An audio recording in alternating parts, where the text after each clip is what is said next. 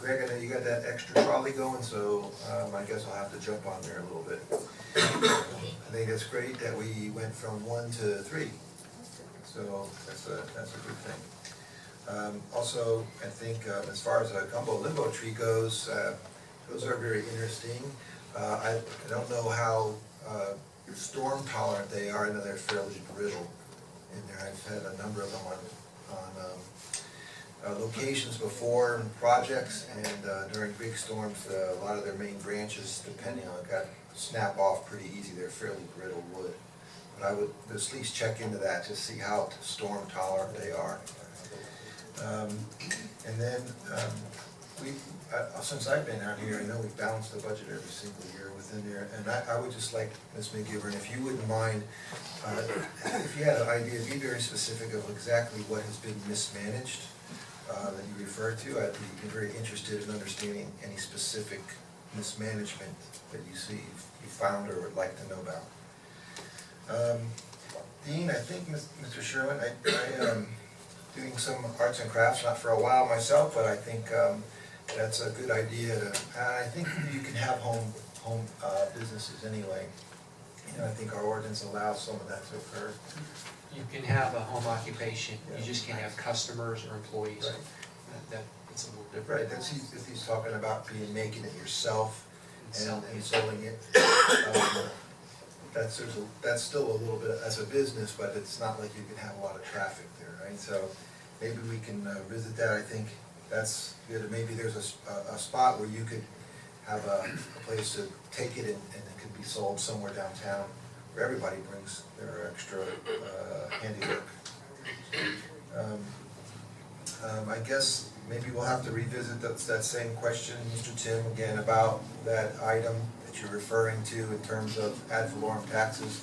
It wasn't made up, it was by some very highly regarded specialists and lawyers in the field, and we do recognize their opinion as being extremely credible. So unless you would like to talk to them again, their names can be referenced to you, and they're happy. You know, they're out there. We've had them invited to speak, and that was pretty clear. So, but if you would like some further clarification, I suggest we can arrange for you to talk to them again. I guess that's pretty much it. Thank you, Mayor. Commissioners? Yeah, a couple things. On behalf of the tree board, City Manager, can we get that on the agenda as soon as possible? I did go to the tree board and, looking for answers to move this forward. It's been over 2 years since we lost the tree in our plaza, and to me that's a little too long. However, it was concerning to me that the tree board didn't speak on behalf of the tree board. Tonight there were people that sat on the tree board. Can we maybe get that final from the tree board, their recommendation, and get it here so we can physically have the conversation, and maybe have staff and alternatives. I've been talking to staff on it, maybe bring it in for a landing and figure that out. And also check with the tree board to see, if it's $1,000 or $5,000, did the tree board come up with any recommendations for financing options? That might be something that they can look into. I know that it's been done in the past where the tree board actually wanted something and came up with financing options for what they were looking to do. The other, I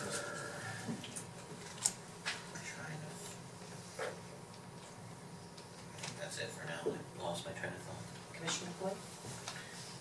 Yeah, a couple of things. Regarding the tree for the cultural plaza, I like gumbo limbos quite well. I think Commissioner Zerdy raises a point. I'm not very familiar with how brittle they are or not, but I guess my own personal, it's just personal opinion, I was sort of hoping for that location that it would be a less common native, ideally, but somehow it's a specimen tree or something like it in that it's an open grown, it's not part of a collection of things. Gumbo limbo might be fine, but I don't know that it meets the dramaticness of, say, the large ficuses that are there, which or a large oak or something like that. So I can be convinced it wouldn't be my necessarily first choice. on Peter Tim's issue, I did hear from the folks that came to the bond financing one that my understanding is that I got from that was that there are alternate forms of financing available. They have different interest rates. The GO bond is the one that investors like best because it has the highest guarantee, and I think I heard correctly that if for some reason the city was having difficulty paying it back, we would have an obligation to do something with millage rates to make sure that it got paid back. And that's part of why they're attractive to investors. So I think it is valid to ask that we look carefully at different forms of financing and make sure that they work well with the needs of the community.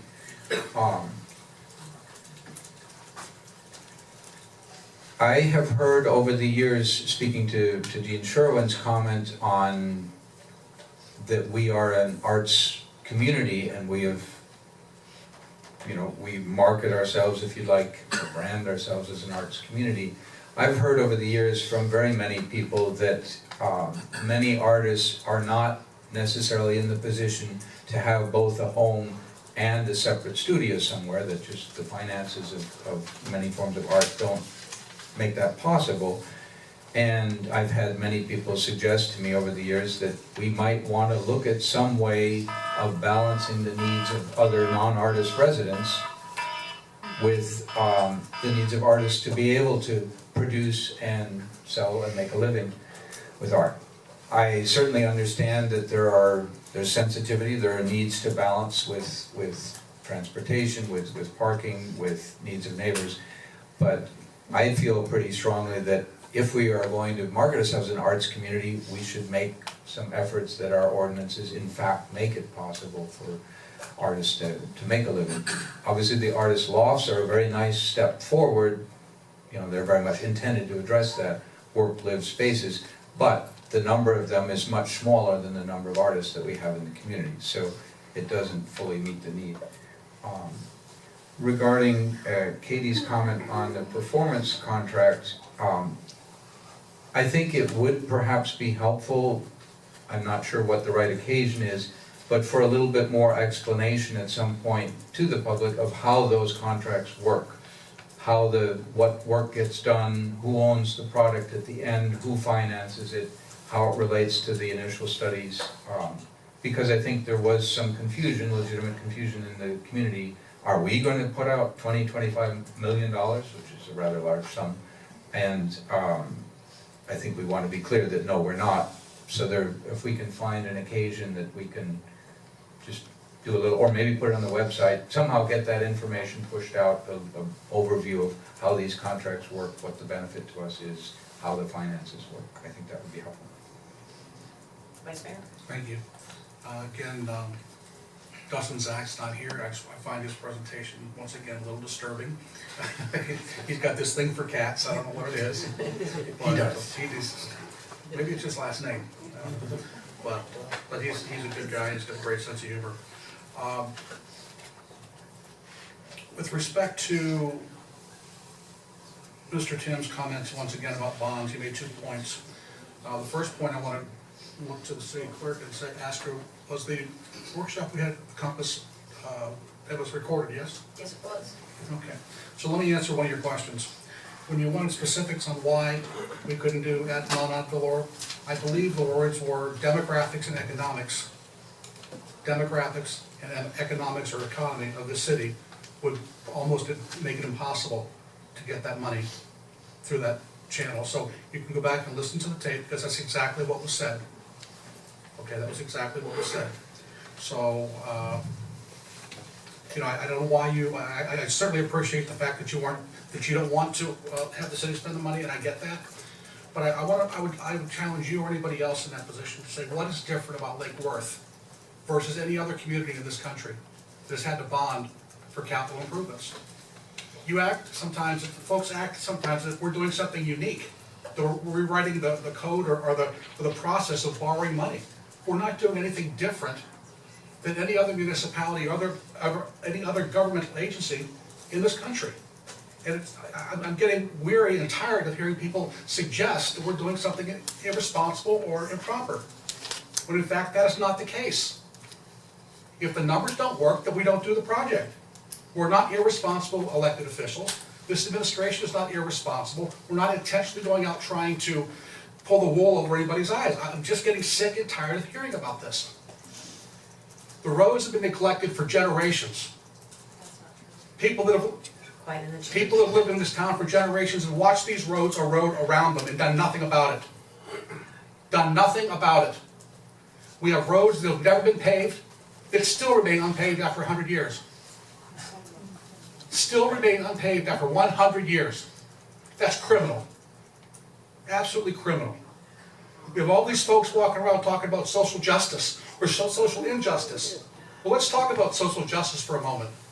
What about the folks in these neighborhoods that didn't get the capital improvements, that didn't get the infrastructure that they deserve for the last 100 years? What about those folks? I'm tired of it. I'm at my wit's end hearing about this. So if you can't repeat the facts the way they are, then don't repeat the facts. The facts are, this city has not gone out and done anything out of the ordinary in its effort to raise capital to improve our infrastructure. And to suggest otherwise is an outright lie. You guys will beat that horse to death. And as far as mismanagement is concerned, you want to talk about mismanagement? Let me tell you about mismanagement. Let's go back to 2005 to 2009, where this city had mega millions of dollars in undesignated fund balance. And where is it? That money could have been spent on infrastructure, but we can't show where that money was spent. We don't know where it went. That's exactly my point. That's exactly my point. So here we are in 2015, and we have people taking pot shots at this administration as if we're the ones responsible. We weren't responsible for that. Calm down. Calm down. This is silly. I'm tired of the lies. I'm tired of the innuendo. You're allowed to state your opinion, just, Well, that's my opinion. Thank you very much. thank you. Commissioner Maruso? I just wanted to talk briefly to the arts overlay. Dean, we tried that years ago, and I'm all for arts overlay. I'm all for arts and creating art. We need to be very specific, because years ago when we did it, we didn't think about the back end. And the back end was, once you allow someone to create art and open their property up to sell art, handicap facility, parking, all those things come into it. So we need to be very specific, and I'll give you a for instance. I've had 2 calls this last couple weeks. Both were from Parrot Cove. I was very adamant that I am against having art galleries and or opening public space in a single-family home environment. One area was she was actually selling art. She didn't know that she couldn't. She rented the property. She didn't know, and you know, she had multiple people. I'm sorry, I moved that over for your water. She had 15, 20 people in her class.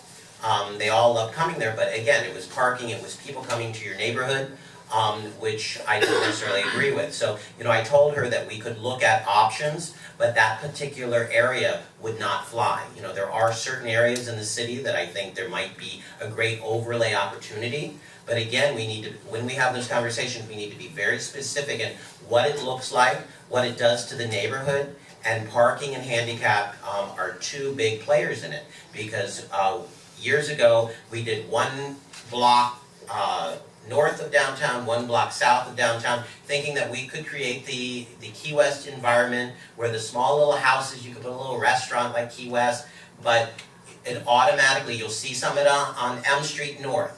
There's like 3 or 4 houses that actually were the entertainment overlay district, where they could open a small little business. One's a dentist, one's an architect, one's an art gallery, but it cost them $50,000, $60,000 to actually put in additional parking behind, handicap access. So, you know, I'm all for the overlay and the creation of art, but I think it needs to be a conversation that we have and be very specific in what neighborhoods qualify and what neighborhoods don't.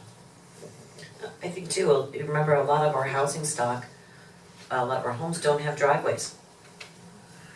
You know, do you turn into Manhattan where you can't even, a resident can't even park in front of their house, even if they don't have a driveway? They've got to find 2 blocks down from their home a spot because somebody's operating a business out of a residential neighborhood. We've got such unique, non-conforming stock for buildings and commercial spaces and homes. It's kind of, we need, I think, to have a future meeting, city manager, if you could add this to it so we can kind of talk about it and go back and forth and hear from both sides about it, but I'm good with that. Commissioner McBoyd? Just a follow-up comment. Definitely different parts of the world address zoning issues and mix of uses differently. My mother's from the Netherlands. My grandmother lived in a small town that happened to be known for certainly 80 years as an arts community. It was very residential, and they found ways to work things, even in some cases having bakeries within residential areas, greengrocers, and certainly plenty of artists. I think we should definitely look at it. Again, balance is a big issue. I would point out also that there are communities in other parts of the world that are doing very smart things with parking and making it available through online things, ways of keeping track of parking. We could be doing more things to use technology to our advantage to try and address some of these balance issues in imaginative ways and probably put ourselves on the map. So I think we should be open to it. Definitely add it to an upcoming meeting. Yep. Commissioner Zerti, that last shot, guys, come on. Commissioner Zerti? And just as far as the Siemens contract goes, the presentation that was made that night is still on our website. You can go to our website and look that up. Part of the guarantee is you don't get into any of this until there's, it would be a $2 to $2.5 million guaranteed savings annually. That's a performance contract that's in writing. We asked them specifically, what happens if we don't get that, we don't reach those benchmarks, and Siemens cuts a check. But they haven't, we asked them how many checks they cut, they said it's something like a $3,000 check a few years back. So they're very conservative that. On top of not only us saving money, which makes us kind of break even about 11 or 12 years, for that, we'd be continually saving. We would reduce our energy consumption and our water consumption, and it would make us much more sustainable as a community as a whole. And so that is a guaranteed no cost to us. Don't worry about that kind of expenditure.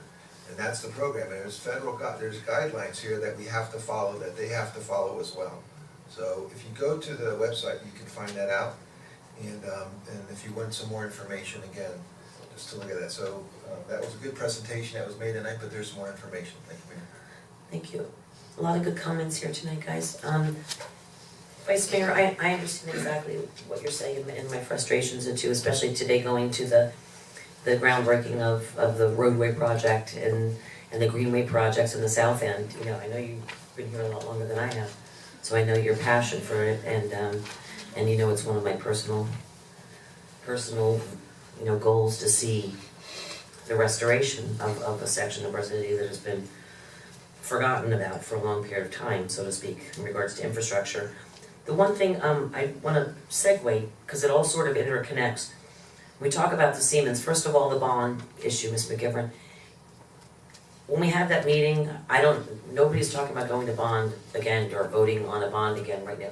Right now, we're talking about, we went through that process and we're talking about how to find funding. So if we don't want to go to bond on it, what other funds are we going to go for? Well, Boutwell Road was on that project. We just talked about going to Tallahassee and getting it on the MPO's long-range strategic plan. So take the millions out of that bond issue for that one. Or then you talk about Siemens. Street lighting was part of the projects that would have gone through with that project. We met with Siemens. The payment for Siemens is being paid out of the energy reductions and the savings that we'll be getting by transferring to more energy conservative, energy conserving items in our city. So we're trying to find ways to fund these projects through savings because we don't have the money and we're not looking to bond. We're trying to find money by going to Tallahassee to look for Boutwell Road because we don't want to fund that Boutwell Road project as a city, or the city said. So these are the things we're trying to do here. Remember, the bond issue itself was 3 borrowing, never to go didn't have to go to all three borrowings if we got that funding. So that was the plan. So now that we're back at this point, we're starting from the beginning and we're having conversations about it. So let's continue those conversations as adults, okay, all of us, and we'll find a way that not everybody's gonna agree on, that was wishful thinking, but we'll find a way that we can all try to agree on it, because we all know, the fact of the matter is, we still need the help with our infrastructure. We have to do something about it. So, let's continue those conversations, no one's going to vote, nothing's going to bond, no one's spending anything, we're talking about ways to finance something because we don't have the money to do it, and let's continue to have those conversations, okay? Vice Mayor? Thank you, Mayor, for clearing that up, but I think there's something else that we need to talk about, and that is, I don't want folks to get the impression that we've taken a different direction in our approach on how to fund our infrastructure. It has always been our position that even if the bond were to have passed, we had already been laying the groundwork to go to Tallahassee, we'd already been laying the groundwork to be in Washington. All of these things were discussed prior to the bond election. These were things that were put in place that if we could pull down some money from DC, pull out some money from Tallahassee, it would greatly reduce the amount of overall money needed to fund the infrastructure. Hence, the three potential borrowings up to $63 million. So if we were able to find $10 or $15 million in 2 or 3 years, then we wouldn't have to borrow 63, we have to borrow, 53 or 48, whatever the case may have been. Okay, so it was a multi-pronged approach to financing the infrastructure. Okay, so we're not doing anything today differently than we had committed to do last year at this time in terms of trying to get the infrastructure done. The bottom line is, it has to get done. It absolutely has to get done. We cannot continue to ignore the infrastructure. I've been talking about infrastructure for 15 years. 15 years I've been talking about it. And we've done everything else except address our infrastructure. We've done everything else. Shiny object over here, $8 million over here, $20 million over here. No streets. But we got all these shiny objects, people got their names on plaques, but we got no streets. And people in some cases are living in neighborhoods that are crumbling around them. And the other point that I forgot to get to, because I got a little bit emotional the last time around, on the trees. Whenever we have that meeting on the trees, I think we should have a real strong conversation about how to raise money, a joint discussion on how to raise the money, and I'll put up $500 and challenge everybody else to do the same up here towards that effort. Okay? Right, thank you. All right, moving on, folks. Approval of the minutes. Moved by